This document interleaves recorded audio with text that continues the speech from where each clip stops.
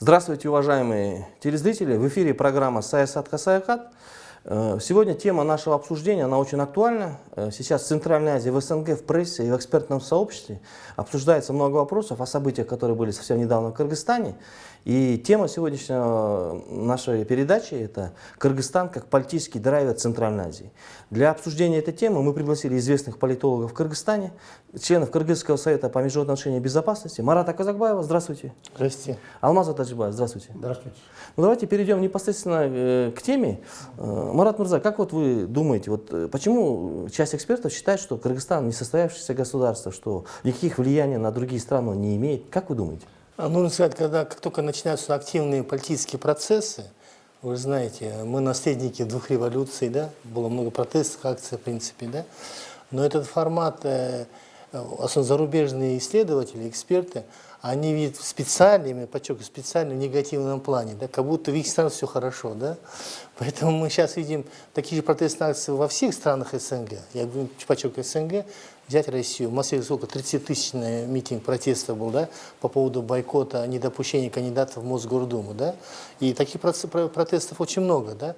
Но нужно сказать, что эти процессы мы уже, конечно, первыми начали, но нужно сказать, это мы не просто сохраняем, у нас вжился демократический формат, я считаю, да. Это все политические силы у нас очень активные. То есть место тоталитаризму, авторитаризму, он не может вжиться в слой Кыргызстана, я считаю. Поэтому, да, кыргызский народ очень активный, я считаю, он отстаивает свои права, борьба у нас очень зациклена, острая, да.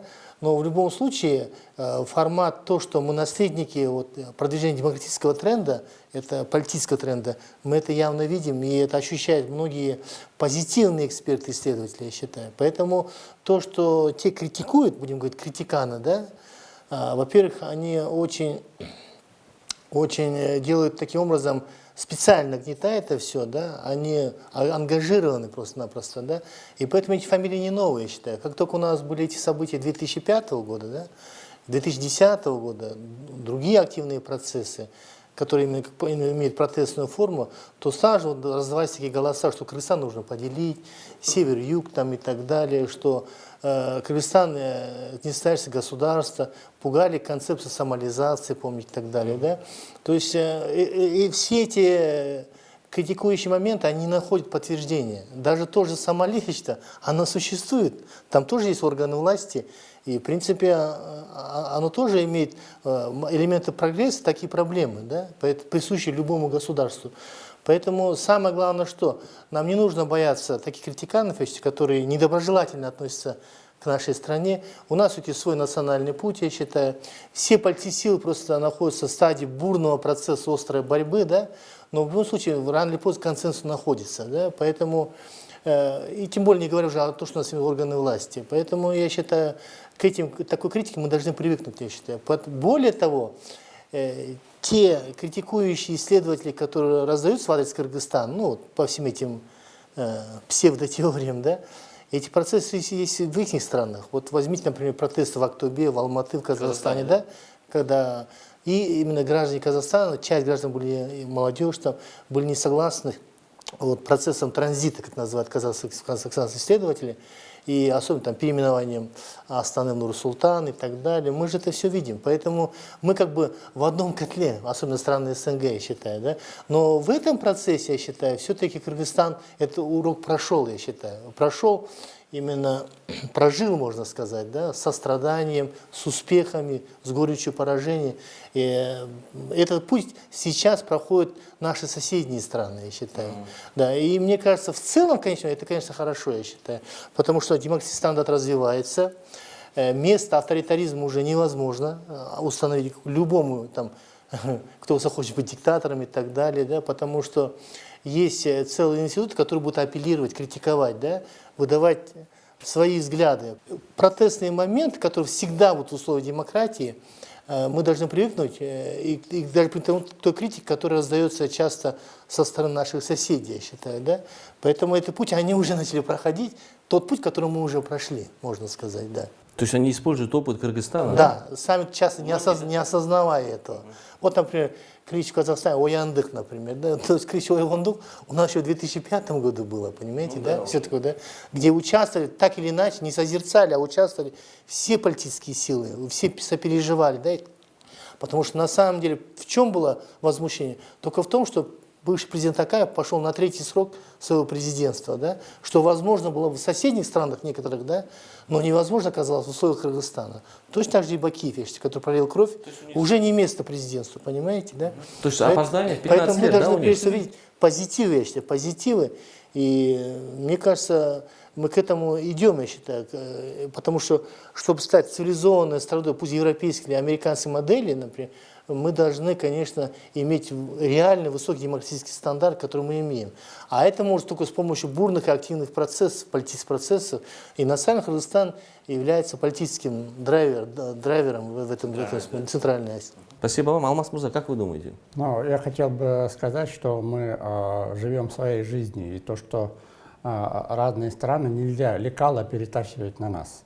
И здесь вот я вижу двух проблем, почему такая критика именно политических кризисов в нашей стране, да, даже политических террора на грани, который у нас в стране бывало за 28 лет, да, и то, что мы пережили даже, я хочу сказать, не только в 2005, да, это были в 95 году, в глубоком, да, начале, когда мы начали развиваться, тогда были кризисы, недовольство, требования. Тот момент, когда у соседей вообще не было зачатков.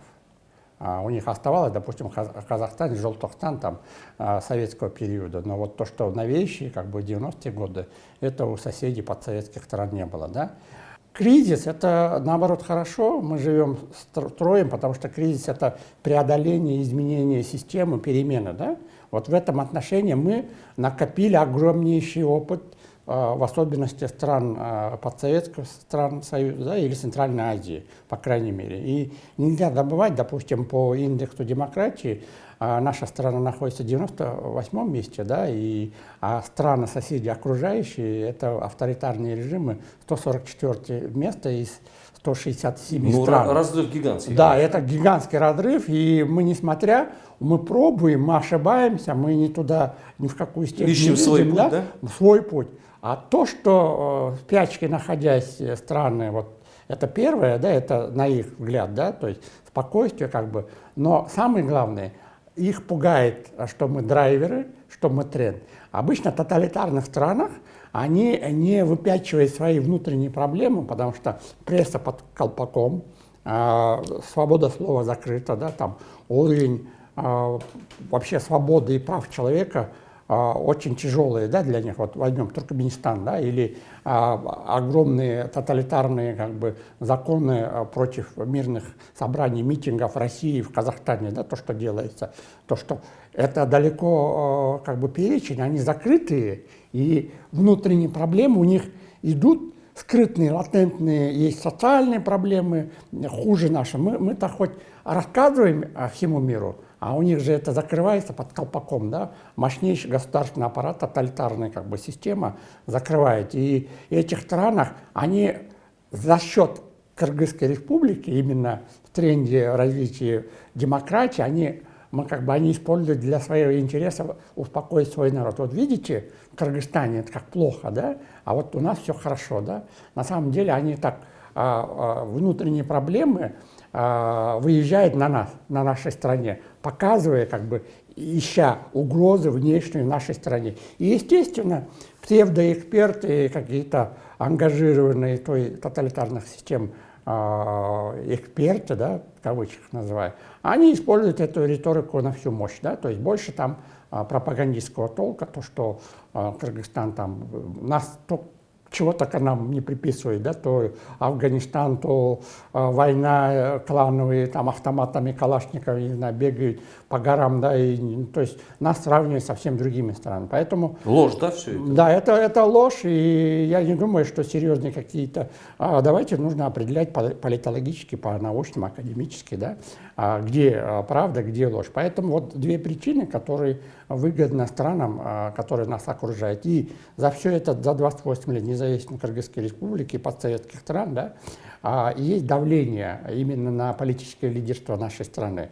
Они все время давляют. Вот видите, как у нас хорошо, давайте правьте, как мы, там, мы стабильность, мы вот 28 лет или сколько мы правим государством, да, а у вас там вот эта чехарда и как бы навязывает. И они, к сожалению, влияют вот соседних государств, там России, Казахстана, средств массовой информации, влияет и на кыргызстанцев, то есть через средства массовой информации, и как бы и люди в это верят, и на самом деле не понимают, что мы сделали огромнейший прорыв, работу искали своим путем, да, там, и то, что опыт мы пережили в дальнейшем, это пригодится им. И на самом деле, когда был транзит власти в Казахстане, да, а многие населения, или они спрашивали, неужели это возможно, да, или даже вот сейчас случаем с Атамбаевым, да, он говорит, неужели это возможно, что вы как посадили, ну, привлекли экс-президента, как в Армении, к примеру, да, Роберта Кочаряна.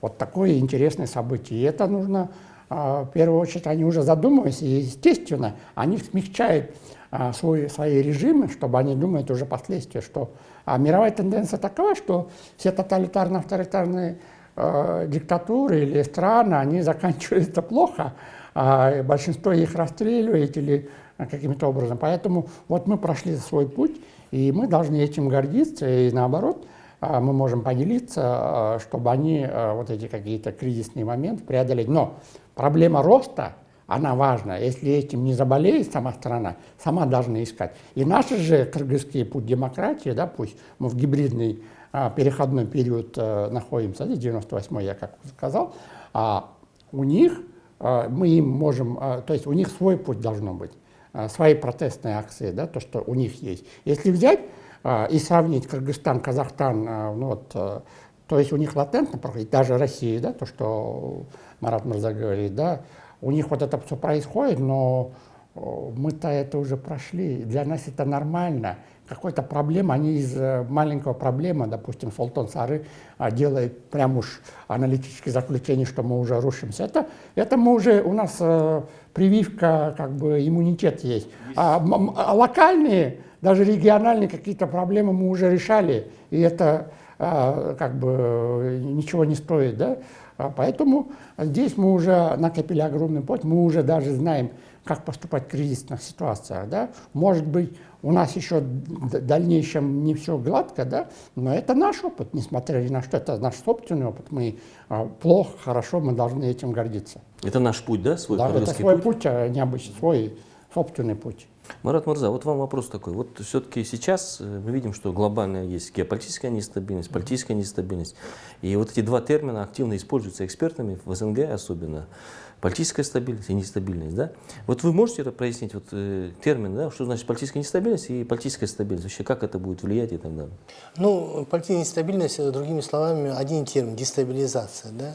Естественно, мировое сообщество, начиная с ООН там, и национальным руководством, они, естественно, очень боятся внутриполитической дестабилизации в различных странах. Да? Чем страна крупнее и глобальнее решает на глобальном уровне, тем, конечно, она в любом случае обращает на дестабилизацию в любой стране. Возьмем пример, например, России, там, не говорю, там, США и так далее. Сценарий по Сирии. Да?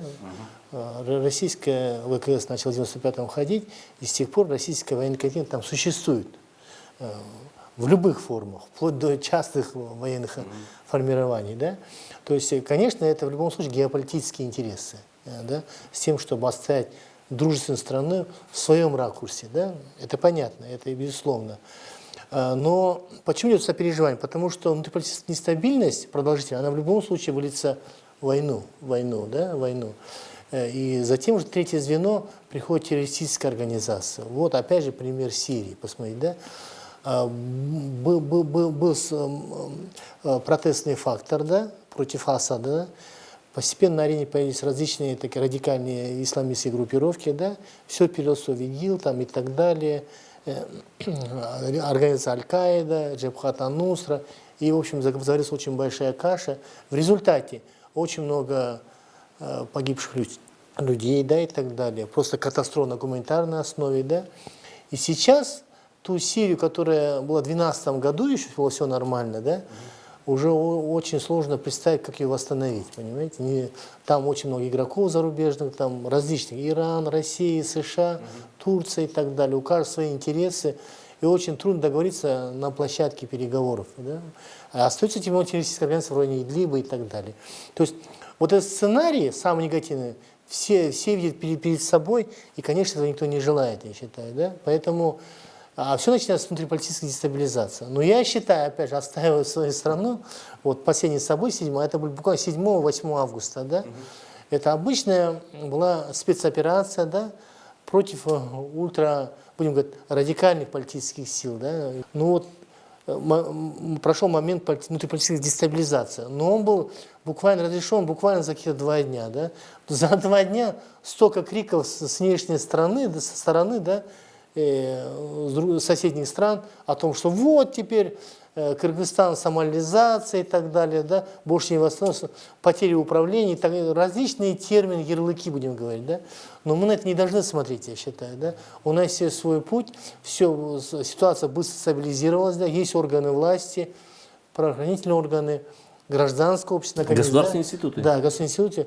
И все быстро вошло в праворусло, моментально вошло. Ну, кстати, это в Кыргызстане очень быстро, да, у нас да, штука, потому что мы должны этому научиться, я считаю. Мы не боимся, что грянет гром, и вот такое моментальное событие произойдет. Они перевариваются, но уже на правом русле. Вы же видите, да? Конечно, взять западный формат, после президентства выше пост чего-то добился, нужно уходить из политики. Да? Но он вернулся в политике, и вот такая вот ситуация сложилась. Да? И к этому печальному уроку он пришел, я считаю. Да? Поэтому такие процессы возможны, но главное то, что государство может с помощью гражданского общества регулировать, разрешить эту ситуацию, да? Не растеряться. А потусторонние крики, я считаю, ну, это всегда будет, я считаю. Мы должны устоять над этим, я считаю. Это наше государство. Мы сами должны строить, я считаю, да. И мы построили, я считаю, правовое, цивилизованное государство, и назад просто пути нету. И мы не обращать даже внимания на крики со стороны, с внешней стороны. Вот которые тем более не разбираются в наших казахских делах. Да, не разбираются в наших спецификах. Алмаз Мурза, как вы думаете? Ну, я хотел бы сказать единственное, нужно вот политические как бы кризисы, да, дестабилизация, это если страна развивается, она будет. Если страна не развивается, она, ну, как бы стоит на месте, да, естественно, стабилизации ничего не происходит. А мы уже развиваемся, то есть мы меняемся. Само слово кризис греческого, да, это перемены, это вот изменение ситуации, да, и это у нас происходит. И на каждый вызов мы, опять же, мы накапливаем вот этот бесценный опыт, да, как справиться с теми или иными кризисами политическими. Вот политический террор у нас происходили, да, когда блокируют дороги, требования выставляют. Мы это все научились. И вот то, что произошло 7-8 августа, да, с койташскими инцидентами, это наши внутренние проблемы, и мы его решили быстро. Да.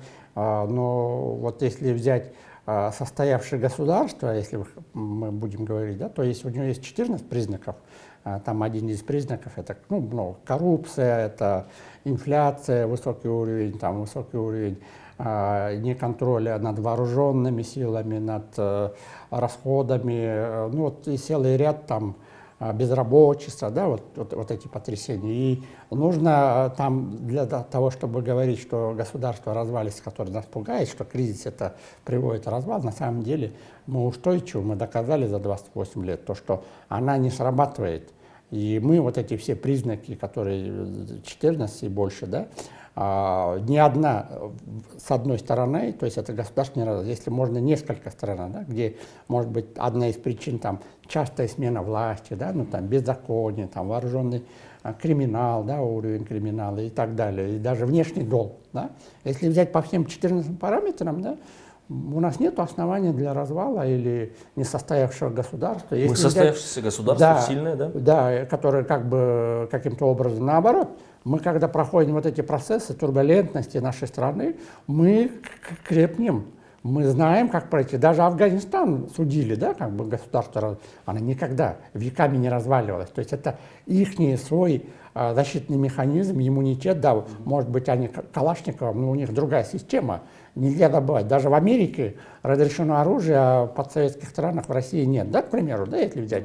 Везде свои ментальные география, свои особенности. То же самое Россия, я еще раз хочу, лекалы нельзя переставлять, да. В России свой путь, своя история, у нас своя причина, да, свои истории, поэтому нельзя как бы на всех это разбрасываться. Поэтому по стабильности, если взять, в России больше причин несостоявшего государства, там, санкциями, да, там несколько уже у них, мы посчитали, там, 7 критериям, да, она может развалиться. Вот то, что, мы не доходим, мы можем, там, 1-2, вот, всегда меняется, да, то есть уровень, но 1-2 вот эти критериями государство не разваливается. У нас сейчас правовое государство, хотя, да, мы хромаем в развитии демократии, там, установление верховенства права, да, закона, поэтому как бы ни шло, но у нас она есть.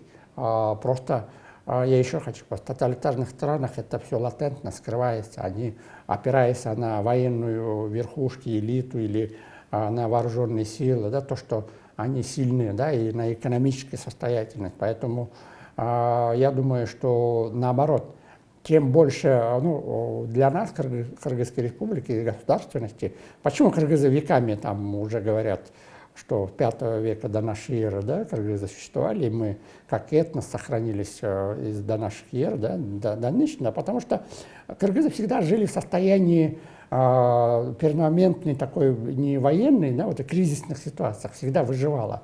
То есть она вызов принимала, и она решала мгновенно, да, и они боролись, когда еще китайский летопись Сымяся, да, с тех времен у нас вот этот иммунитет сработался. Мы всегда кризис мы любили, да, мы наоборот устраивали кризис, и тем самым мы выживали. Вот это для нашего народа это лучше. И у нас было больше свобод, допустим, мы всегда выбирали свободы, где лучше мы кочевали, где какие-то ресурсы, за ресурсы боролись. Есть да. правила все-таки, да, те народы, которые, когда идет вызов, те народы, которые отвечают на вызов, Да. они адаптируются. А те народы, которые не двигаются смогли, вперед, да? они были ассимилированы. Или и исчезли, да? Исчезли, и государственности теряли.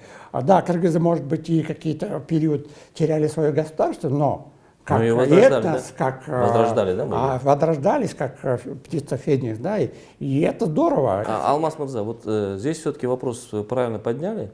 История, все-таки те народы, которые открыто смотрят в лицо истории, вызовы, суровые ветры, может опасности, но они потом адаптируются, двигаются вперед и выходят на совершенно новый. Вот в этом отношении Кыргызстан, да. У меня отсюда исходя, Марат Мырза, вам вопрос, да, вот. Все-таки есть сейчас много в мире таких стран, которые не имеют своей государственности, да, если брать там около 200 государств, многие из них не имеют, и даже больше численности населения, чем Кыргызстан, может быть даже по экономическому потенциалу больше. Но мы имеем свою государственность, она крепка, вы правильно это сказали, мы адаптируемся, мы способны открыто говорить, мы никогда не скрываем свои недостатки, мы всегда говорим, есть, да, мы не ретушируем, ну, не создаем таких условий живо. Это, может быть, нас и спасает в истории. У меня к вам вопрос такой, вот сейчас все-таки мы стоим на пороге таких больших геополитических событий, да, в мире, и сразу возникает вопрос, вот часть экспертов считает, что Кыргызстан находится в других геополитических случаях, чем другие страны Центральной Азии. Мы другим странам Центральной Азии даем второе дыхание, надежду на развитие, свободное, демократическое.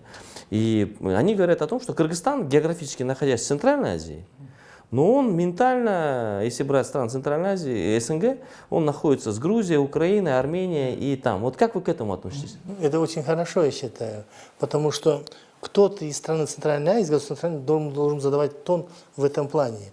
Поэтому очень хорошо то, что мы не уповаем только на Северный путь. Хотя, конечно, есть проблемы, безусловно, у нас, когда некоторые отдельные наши политики чуть что берут в Москву, просят помощь, политическое крыло поддержки и так далее. Есть, мы признаем все это такое. Но в целом мы видим постепенный вектор того, что вектор наш расширяется. Помимо российского северного пути, мы все-таки очень активно развиваем отношения по другому пути, например. Это касается и Китая, например, и США. Вот очень даже по Тратские соглашения о правительстве. Ну вот, кстати, Соединенными Штатами надо восстановить, Да, да? конечно, восстановить. Сейчас американцы тоже на встречу идет, и в любом случае, да. Все-таки, конечно, определенный удар сказался то, что мы убрали базу американскую, 5 лет, вот, 5-летие, но все сглаживается, я считаю, обе стороны все-таки готовы к подписанию выработанного проекта соглашения. И проект базовый, в любом случае он даст ход другим соглашениям, я считаю. Об этом не раз говорилось вот на бизнес-форуме 2 года назад, да, Кыргызстан, США, что необходимо базовое соглашение о сотрудничестве между правительствами и даст ход многим соглашениям, которые последуют за ними, в бизнес, в производственной среде и так далее. А потому что вот буквально начало 90-х, вы же помните, как это было, да? Только USAID давал гуманитарную помощь, там, самолетом, помните, один раз привозил муку там и так далее. Это все в прошлом, это все в прошлом, я считаю. И сейчас нам нужно делать ход, заключать правовые документы, потому что печально тоже проблема, что мы не имеем ни одного соглашения с США, например, да? Поэтому нужно активизировать процесс обеим сторонам, я считаю, да? И это будет очень большой простор тому, что мы будем развивать по всем направлениям коммуникации. Не только северный путь, Казахстан, Россия, но и на юг, запад, восток. Мы вынуждены это делать, потому что маленькое государство, мы должны быть впереди этих инноваций, я считаю, политической, экономической. И я считаю, начальный путь к этому есть. Вот есть, например, вот даже вот деловой совет, например, межарабское сотрудничество, там входит 5 стран, например, да. Другой момент, соглашение с Украиной, например. Мы не видим, например, это конфликт отношений с Россией и Украиной, мы это видим, но мы стараемся поддерживать, помимо России, с Украиной тоже. Да? Свои отношения, да? И с другими Ну вот, странами. кстати, Восток. президент Кыргызстана Сооронбай Жээнбеков, вот когда он пришел, стал президентом, он выровнял внешнюю политику, она стала более многовекторной, и мы на разных направлениях идем, да? Конечно, это необходимо, другого пути нет. Для выживания небольших государств. И мы должны приспосабливаться. Конечно, на этом пути всегда есть проблемы, но я считаю, наша бизнес-среда, в первую очередь, она ведет за собой правительственный уровень, я считаю. И это очень хорошо, я считаю. Мы на правильном пути, и постепенно мы приобретем очень устойчивую экономику, прежде всего, да, устойчивые отношения. Современное кыргызское государство вот такое, да? Да. Я просто оптимист, и я это вижу в буквальном смысле все это. А у нас, вам тоже Я, вопрос. наверное, больше реалист. Да, естественно, очень хорошо, это нужно отметить, что приходом президента Жээнбекова 2 года назад мы начали многовекторную систему, которая необходима. Эта формула существует для небольших государств, да, то есть это для выживания, да, нужно иметь якоря не в одной стране, да, а в нескольких странах, да, и с ними сотрудничать. И вот Россия, да, это основной тренд, но у нас с ними есть свои интересы в каких-то вопросах, там, может быть, безопасности, да, или трудового там ресурса для России, да, вот каким-то образом, гуманитарного плана, но также вот сейчас недавно я добавлю, что Евросоюзом были инициированы, подписаны новые как бы договора, тренды, да, то есть условия ВСП+, и другие как бы документы, расширяющие наше сотрудничество. Китай, который помогает, ну, хотя вот экономически она выделяет деньги, да, на инфраструктурные изменения Кыргызстана, это тоже необходимо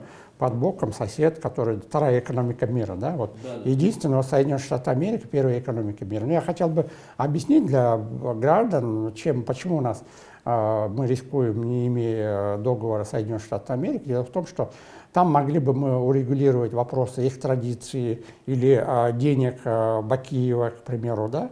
То есть нет соглашения, а как их? Или, ну, 4,6 миллионов трудовых, и дальше должны да, быть. трудовых мигрантов, да, решений. И также много-много вопросов, которые у нас есть в СНГ. Помощь оказания, да? Да, СНГ есть, да, там, если договор, СНГ есть, там помощь какие-то, вот эти внутриправительственные договора, да, вот Соединенных Штатов нету.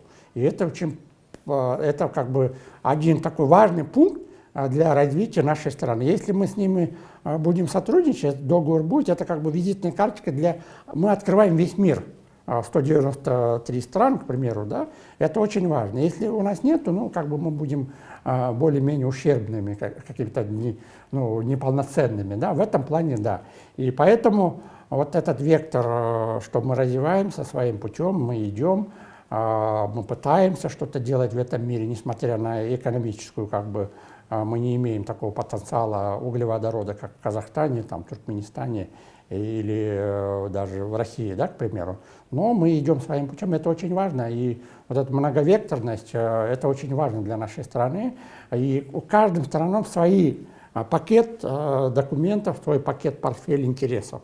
И это мы должны умело использовать. И в этом отношении, как государственность, мы уже научились. Мы научились разговаривать на равных, разными странами, разными экономическими То, что потенциалами. говорит кыргызский национальный интерес, да? Да, это национальный. Мы уже отстаиваем свои национальные, несмотря на какие-то, может быть, недостатки, но все-таки, я думаю, мы идем на верном пути. И вот то, что вначале вы говорили, Украина, там, допустим, если в Кавказе Грузия дала тренд Армении, два страны, да, и мы тоже уже даем как бы вот то, что Мирзиёев пришел в Узбекистан, и у них какие-то процессы начались. И в Казахстане? Да, где гарантия? Это же, может быть, Мирзиёев научился у нас, и некоторые свои внутренние Казахстан, проблемы да.